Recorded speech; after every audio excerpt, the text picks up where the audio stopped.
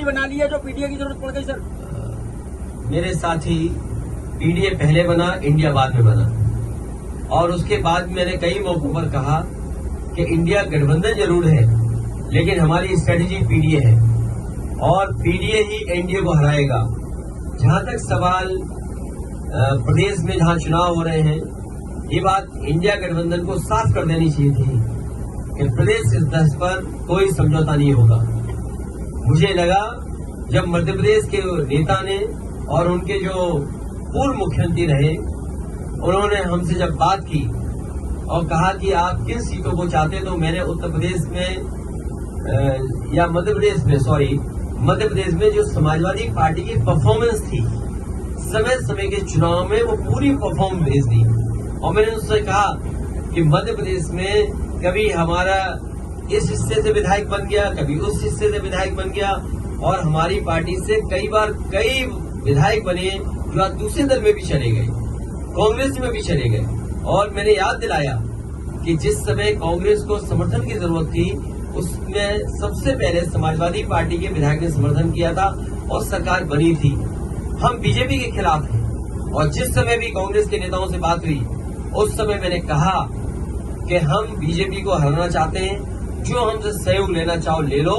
और उस समय उन्होंने बैठक करके, रात में 1 बजे बैठ करके, जिसमें हमारी पार्टी के एमएलसी रहे श्याम सुंदर जी, विधायक रहे दीपक, हमारे प्रदेश के अध्यक्ष, पार्टी के संगठन के डॉक्टर मनोज, इन लोगों ने बैठ करके कांग्रेस के वरिष्ठ नेता, दोनों पूर्व मुख्यमंत्रियों से बात की।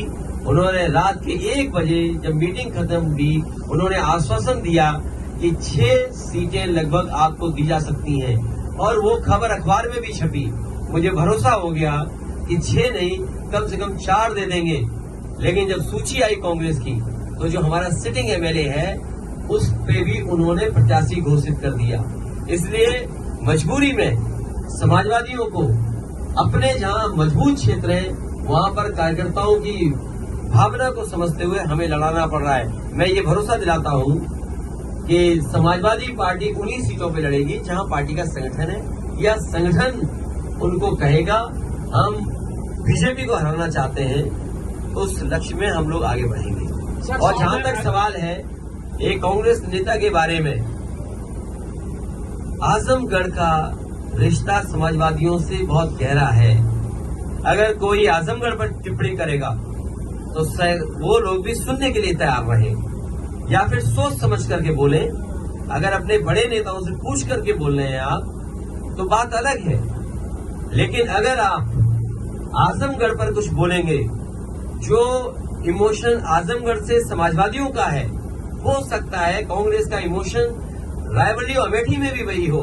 तो हम लोगों ने कभी टिप्पणी रायबरेली और अमेठी पे नहीं की, इसलिए उनको सावधान रहना चाहिए। आजमगढ़ जैसी जगह पर उसी तरह के इमोशन का भाव है, इसलिए टिप्पणी करने से पहले बहुत सोचना चाहिए।